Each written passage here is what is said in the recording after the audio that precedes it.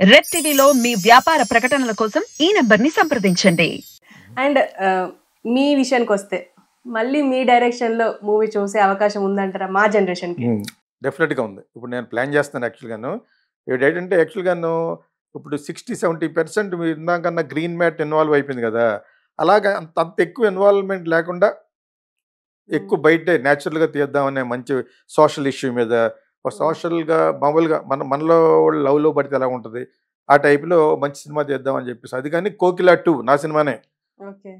'కోకిలా 2' కొంచెం టెక్నికల్‌గా ఇంకా బాగా తీద్దామని చెప్పేసి. నేను యాక్చువల్‌గా ఐయామ్ ఎ స్టోరీ రైటర్. నాకు అనుక్షణంగా వస్తూనే ఉంటాయి. Why am I living alone in this 3500 square ఫీట్‌లో. I live in that story creation అనమాట. ఓకే. పనిగా కాదు. నేను కాఫీ తాగుతాను, నా స్టోరీని బిహేవ్ చేస్తా ఉంటాను. ఒకటే ఉంటాను. My family is in Madras. So I love to be alone creative అనమాట. అంచేత ఎటువంటిది ఆపుకోలేము. డెఫినెట్గా నా స్టూడెంట్లు చేస్తున్నారు చాలా సినిమాలు ఇప్పుడు. నా దగ్గర డైరెక్షన్ స్క్రీన్ ప్లే చేసిన వాళ్ళు చెయ్యాలి, వాళ్ళు పైకి రావాలని కోరుకుంటాను. అట్లీస్ట్ నా తరపు నుంచి కొంతమంది డైరెక్టర్లు యాక్టర్లు అవ్వాలని ఈ ఫిల్మ్ స్కూల్ పెట్టాను అనమాట. గీతాకృష్ణ ఫిల్మ్ స్కూల్ అని. నేను కూడా చేస్తాను. నేను ఎందుకు చేయాలంటే నేను చేయడానికి ఎటువంటి అవరోధం లేదు. నేను ఏమన్నా పిలిస్తే నాతో పాటు కలిసి ఇన్వెస్ట్ చేయడానికి ఐఎమ్ దట్ క్యాపబుల్. రిలీజ్ చేయడం అనేది ప్రసవ వేదన. సినిమాని రిలీజ్ చేయడం అనేది ఒక పెద్ద ప్రయాస. ఓకే. ఈ రోజుల్లో సినిమా తీయడం గొప్ప కాదు, డబ్బులున్న ఎవడని తీస్తాడు. ఒక మంచి డైరెక్టర్ని పెట్టుకుని తీయచ్చు. దాన్ని ఒకటి ఎటువంటి సినిమా తీస్తున్నాం, ఎటువంటి కథాంశం చేస్తున్నాం అనేది డెఫినెట్గా కావాలి. దాని తర్వాత రిలీజ్ చేయడం అనేది చాలా పెద్ద ప్రాసెస్. థియేటర్ అకామిడేషన్ కానించి ప్రమోషన్ కానించి దానికి ఒక బజ్ ఏర్పడాలి, దానికి ఏదో చాలా ఉన్నాయన్నమాట. ఇవన్నీ ఉండాలంటే అందులో కొన్ని ఇంగ్రీడియంట్స్ ప్రజలు కోరుకుని ఉండాలి. ఇప్పుడు సినిమా తర్వాత సినిమా పెద్ద పెద్ద సినిమాలు ఆడేయడంతో పుష్ప 2 వీళ్ళకి ఏం చేయాలి అర్థమక మళ్ళీ అది పెట్టేస్తున్నారు. ఆడే సినిమాలు ఒక యానిమల్ ఆడింది, అయిపోయి యానిమల్ ఇలా ఆడిందంటే ఇందులో పెద్ద పెద్ద గన్లు వాడేశారు, మనం కూడా వాడదాం అని మళ్ళీ మార్చడం. దాని మీద చాలా ఎక్స్పెక్టేషన్స్ ఉన్నాయి. నేను ఊరినే ఎందుకు చెప్తానంటే ఎగ్జాంపుల్ ఇక్కడ నుంచి పుష్ప 2 గురించి అంత కన్ఫ్యూజన్గా ఉంది. ఇప్పుడు సినిమాని ఎక్స్పెక్టేషన్ చేయించడం ఒక వంతు, ఆ ఎక్స్పెక్టేషన్ని ధీటుగా మీరు చూపించగలగడం ఇంకొక ఎత్తు. Because people are having a loose tongue. వెంటనే బాగాలేదు అంటాడు, సినిమా మధ్యలోనే మెసేజ్ పెట్టేస్తాడు, పెట్టేసి ఇలా ఒక్కటి వెళ్ళిపోతాం 100 మందికి. సో దాన్ని బీట్ చేయాలంటే చాలా చాలా వెరైటీగా ఉండాలి సినిమా. అంటే పెద్ద హీరోతోనే చేస్తారా? ఏమి లేదు, అదేమి లేదు. పెద్ద హీరోతో చేయాలంటే చాలా చాలా టైం పట్టేస్తుంది. నేను కొత్త వాళ్ళతో కొట్టి తీయచ్చు, నేను ఎవరితో తీసినా గీతాకృష్ణ ఫిల్మే అంటారు. అంటే అప్పుడు రమ్యకృష్ణ గారు కూడా రమ్యకృష్ణ, నాగార్జున, నాకు ముగ్గురికి ఒకటే ఫస్ట్ ఫిల్మ్. అది రిలీజ్ చేయడం 5వ సినిమా రిలీజ్ చేశారు.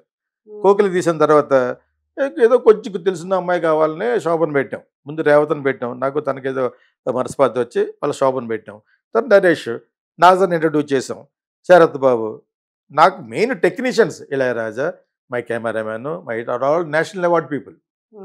ప్రతి సినిమా కూడా టెక్నీషియన్స్ బాగుంటారు అనమాట. వీళ్ళ బౌలర్ని కాదు, నేను ఎవరితో తీయచ్చు.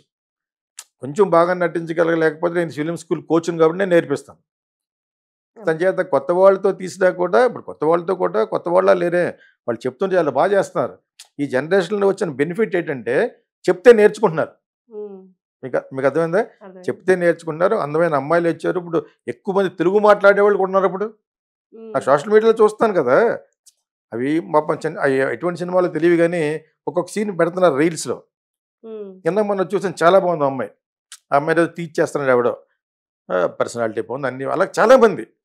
సో వాళ్ళు అటువంటి వాళ్ళని పిక్ చేద్దామని నాకు మనసులో ఉంది. ఒక మెయిన్ ఆర్టిస్ట్ ఉంటుంది, అమ్మాయి కానీ అబ్బాయి కానీ. ఎందుకు ఉండాలంటే ఒక్కొక్కసారి జనాలకి తెలుసున్న అమ్మాయే బాగుంటుంది ఆ సబ్జెక్టులో. ఒక్కొక్క దాంట్లో అసలు ఎవరో తెలియని అమ్మాయి ఉండవలసి వస్తుంది, క్యారెక్టర్ పలకాలి కాబట్టి. కొత్త వాళ్ళు చేయడం వల్ల క్యారెక్టర్ గురించి మాట్లాడుకుంటారు. శంకరాభరణంలో స్వామియాజులు గారు యాక్ట్ చేస్తారు కాబట్టి శంకర శాస్త్రి అన్నాం. అదే అక్కినే నాగేశ్వరరావు గారు యాక్ట్ చేస్తే నాగేశ్వర గారు అన్నాం. కరెక్టేనా? వీళ్ళు యాక్చువల్గా నాగేశ్వరరావు గారి కోసం ట్రై చేశారు అప్పుడు, స్టార్ అప్పుడు ఆయన. కానీ ఆయన ఒప్పుకోకపోవడంతో డిప్యూటీ కలెక్టర్ చేస్తాను ఎక్కడో విశాఖపట్నంలో పనిచేస్తున్న స్వామియాజులు గారిని విశ్వనాథ్ గారు ఎక్కడో చూడడం ఆయన పెట్టాడు. బట్ శంకర శాస్త్రినే చూస్తారు అక్కడ. ఇప్పుడు కూడా కొత్త వాళ్ళని పెట్టడం వల్ల క్యారెక్టర్, ఒక సరదా అనే క్యారెక్టర్ పెట్టామనుకో, ఆ అమ్మాయి క్యారెక్టరే చూస్తాం మనం. అదే తెలుసున్న అమ్మాయిని పెట్టామనుకోండి పర్లేదు, కొంచెం తెలుసున్న అమ్మాయి మృళానని అటువంటి అమ్మాయిని పెట్టినా కూడా వర్కౌట్ అవుతుంది. ఇప్పుడు శ్రీలీల లాంటి 2 గ్లామరస్ అమ్మాయిని పెట్టి ఒక మంచి కథా వస్తువు అనే సినిమా తీస్తే ఆడదు. ఆ అమ్మాయికి డిమాండ్ అంతా తగ్గిపోయి ఇంక సినిమాలు ఏమన్నప్పుడు తీస్తే మళ్ళీ ఆడదు. ప్రజలు అప్పుడు ఇప్పుడు ఎప్పుడు ఒకటే, వాళ్ళ యొక్క perspectiveness in taking girl or a boy for granted అనేది చాలా డిఫరెంట్గా ఉంటుంది. వీళ్ళలో ఒకటి ఊహించుకుంటారు అమ్మాయిని, ఓకే సార్. అది మనం కనిపెట్టాలి if you are good director, ఓ లేకపోతే వాళ్ళు ఒప్పుకోరు. ఇప్పుడు సోషల్ మీడియా చాలా ఈజీ అయిపోయింది కదా, అంచేత వాళ్ళు any comment they can pass. ఇప్పుడు ఈ అమ్మాయి ఈ విధంగానే వాటి ఉన్నారు, చూస్తున్నారు సెక్సీగా అనుకుంటే ఆ క్యారెక్టరే పెట్టాలి. మరి ఎలా పెట్టగలరంటే that is your technique, you have to use your intelligentsia and make a film. అదే నేను అటువంటి సినిమా చేస్తాను కాదు, కానీ బట్ వాట్ ఎవర్ ఫిల్మ్ ఇస్తే ఆద్యంతం బాగుండేటట్టుగా ఒక క్యూరియాసిటీ క్రియేట్ చేసి ఒక ఉత్కంఠగా ఉండే సబ్జెక్ట్ ఏదైనా కూడా బాగా ఆడద్దని. అది లవ్ స్టోరీ కావచ్చు, థ్రిల్లర్ కావచ్చు, హారర్ కావచ్చు, ఒక ఫ్యామిలీ డ్రామా కావచ్చు, ప్రతిదీ సస్పెన్సే అంటాను నా ఉద్దేశంలో. ఎదుర వచ్చే సీన్ తెలిసిపోతే ఇంక సస్పెన్స్ ఏంటి? ఫ్యామిలీ సినిమా కూడా సస్పెన్సే అంటాను, లైఫే సస్పెన్స్ అంటానమాట. Life is a beautiful thriller అంటారనమాట. వీళ్ళు బయటికి వెళ్తారు, ఏం జరుగుతుందో నాకు తెలుసా కదా. That is what I see నా సీన్. అందుకు నా సినిమా కోకిల, ప్రియతమ ఇప్పుడు రావాలి. అవన్నీ కూడా మీరు పుట్టనగతి వచ్చి ఉంటాయి if you are 30 years below అయితేనే. సో అవి ఇప్పుడు సినిమాల్లో ఉంటాయి అనమాట. చాలా హెడ్ ఆఫ్ టైమ్స్ తీసాను నేను. ఇప్పుడు తీయటమే కరెక్ట్. ఇప్పుడు ఐ వాంటెడ్ టు ప్లాన్, అంటే ఇప్పుడు తీసినా కూడా మనం రిలీజ్ చేయడం అనేది ఎంత సులభంగా రిలీజ్ చేయగలం అనేది నాకు దిల్ రాజు లాంటి వాళ్ళు, అల్లు అరవింద్ లాంటి వాళ్ళు కానీ వాళ్ళు నాకు కొంచెం భరోసా ఇస్తే మంచి సినిమా చేద్దామంటే మటుకు చేయాలని ఉంది నాకు. అక్కడ కష్టపడితే ఆరోగ్యం పాడైపోతుంది. కష్టపడిపోయి బాధపడిపోయి వాళ్ళని బతిమాలి వీళ్ళని బతిమాలి అలా చేయడం. ఇప్పుడు ఒకసారి ఒక సినిమా చేశాడు, చాలాసార్లు చెప్పాను ఈ విషయం. ఆయన సినిమా తీశాడు అబ్బాయి, మాటల్లో త్రివిక్రమ్. సమంత వాళ్ళందరూ కూడా నేనే నా యాడ్స్లో పెట్టాను 14 years బ్యాక్. సమంత, తమన్నా, గద్దె సింధూర, వీళ్ళు మీ ఛానల్ చెప్పలేదు కాబట్టి చెప్తున్నాను. ఎప్పుడో మెడ్రాస్లో. తర్వాత దే బికమ్ హీరోయిన్స్. సో నాకు ఫిల్మ్ స్కూల్ అప్పుడు నాకు ఫిల్మ్ స్కూల్ లేదు. I have done ads with them. ఇప్పుడు ఒక 14-15 years బ్యాక్ మెడ్రాస్లో. దాని తర్వాత యాక్ట్రెస్ అయింది అమ్మాయి సమంత వాళ్ళని. సో ఆ అమ్మాయిని పెట్టి తీశాడు కదా ఆయన సినిమా. మరి ఆ సినిమా అయిపోయిన తర్వాత థియేటర్లో దొరక్క ఒక 4-5 నెలలు వెయిట్ చేయమన్నారనమాట. అప్పుడు అతను మార్కెట్లో ఉన్నాడు, మార్కెట్లో మంచి మాటల్లో మంచి డైరెక్టర్గా ఉన్నా కూడా ఎందుకు ఆగాడు వాళ్ళు అడిగారు. సో ఇవన్నీ తట్టుకోవాలన్నమాట. ఒక 4 నెలలు 5 నెలలు ఆగితే ఒక 4-5 కోట్లు తీసుకుంటే 4 నెలలకి మళ్ళీ ఇంకొక వడ్డీ కట్టాలి. అదేందా, ₹1,00,000కి 3 లక్షలు కట్టామనుకో, ₹3 చొప్పున ఆ 12 లక్షలు 3 నెలల్లో మనం ఒక 50 లక్షలు మళ్ళీ కట్టాలి. అది 50 లక్షలు రామూలతో అమ్మేయడం అమలో కూడా అమలేదు తెలియదు మనకి. ఇటువంటి చాలా చాలా ఉంటాయి, చాలామందికి తెలిసి ఈ రోజున ఇటువంటి వాటిని తట్టుకుని ఆ థియేటర్లు దొరికి కొన్ని మల్టీప్లెక్స్లోనే ఆడతాయి సినిమాలు. ఆ మల్టీప్లెక్స్లో ఆడడానికి మనం రిలీజ్ చేయాలంటే ఆ టైంలో ఈ మహేష్ బాబు, పవన్ కళ్యాణ్, పెద్ద పెద్ద బన్నీ సినిమాలు లేకపోతేనే మీకు దొరుకుతాయి. ఎందుకంటే ఆ సినిమా ఆ థియేటర్లన్నీ బుక్ చేసేస్తారు. ఆ సినిమాలో నలిగిపోద్ది అన్నమాట ఈ సినిమా. అర్థమైతే మీకు రిలీజ్ చేయడం అనేది ఒక ప్రసవ వేదన లాంటిది. దాన్ని జాగ్రత్తగా ప్లాన్ చేసి ఇక్కడ ఉన్న పెద్ద పెద్ద థియేటర్స్ వాళ్ళు ఉన్నారు కదా, సునీల్ అని ఒక ఆయన ఉన్నారు, తర్వాత వచ్చి దిల్ రాజు, అల్లు అరవింద్, సురేష్ బాబు కూడా, వీళ్ళందరి దగ్గర కానీ మంచి సినిమా తీసి ఈ మంత్స్లో ఈ డేట్ ఫినిష్ చేసుకో అని అంటే మటుకు తీయచ్చు. ఇన్ని ఆలోచించారు, మరి ఆలోచించకపోతే సినిమా పక్కన పడద్ది. ఓటీటీ కూడా కొనరదు మీకు. ఓటీటీకి ఆల్సో బికమ్ వెరీ క్లెవర్. థియేటర్లో ఆడితే తర్వాత కొంటా ఉంటున్నారు. మీకు అర్థమైంది. ఇప్పుడు ఇన్ని ఎందుకు చెప్తానంటే నేను ఫిల్మ్ స్కూల్ కాబట్టి కొత్తగా తీసేవాళ్ళు కూడా అర్థమవుద్దని. డెఫినెట్గా they should also understand cinema తీయటం నీ దగ్గర ప్రతిభ ఉంది, మా దగ్గర నేర్చుకోకపోయావు, ఎక్కడ పనిచేసావు, your doubt your got a producer. వెంటనే దిగిపోకూడదు. ఎప్పుడు స్టార్ట్ చేస్తే ఎప్పుడు అవుద్ది, అది ఎప్పుడు రిలీజ్ చేయాలి అనేది. అసలు ఇది స్టార్ట్ అయినప్పుడే సినిమాని రిలీజ్ చేసిన పెద్ద సినిమా టెక్నిక్ కూడా తెలియని ఒక వ్యక్తి ఉన్నాడు, 2 వ్యక్తులు, కృష్ణారెడ్డి, అచ్చిరెడ్డి అని. ఆ రోజుల్లో సినిమా స్టార్ట్ అయిన రోజునే ఆయన 10 మంది డిస్ట్రిబ్యూటర్లు చెప్పారు ఇలా పలానాప్పుడు రిలీజ్ చేస్తామని. నేను ఆ రోజుల్లో అనుకుని ఎలా చెప్తున్నారు వీళ్ళు, ఎంత డిసిప్లిన్గా ఎంతలాగా అంత వెల్ ప్లాన్డ్గానే. నేను ఎప్పుడైనా కనిపించినా కూడా అస్ట్లీ అప్రిషియేట్ కృష్ణారెడ్డి, నాకన్నా బాగా పెద్దోడు. ఇది చెప్తున్నానంటే కాకపోతే అది పెద్ద ఫిల్మ్ టెక్నాలజీ తెలిసిన వ్యక్తి ఏం కాదు, పెద్ద కథ కూడా ఏం కాదు, అపధర్మంగా డైరెక్టర్ అయిపోయాడు అతను.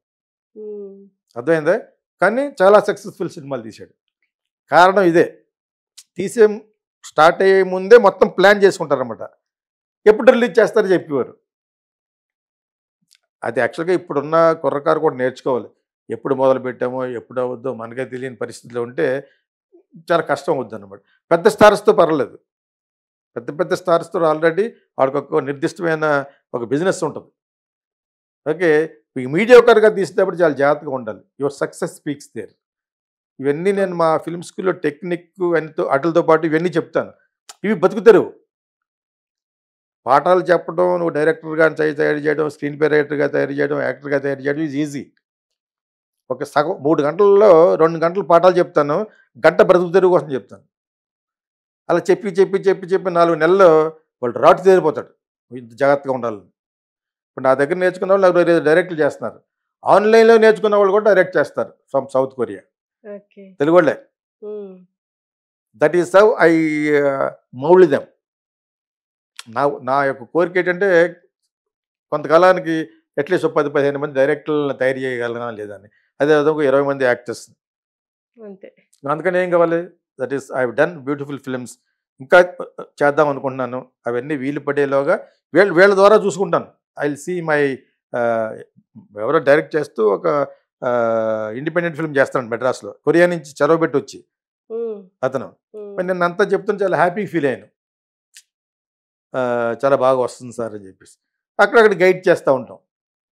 అదేదో టన్నల్లో ఏదో ఫైట్ ఏదో ఉందని చెప్తే I was trying to guide him.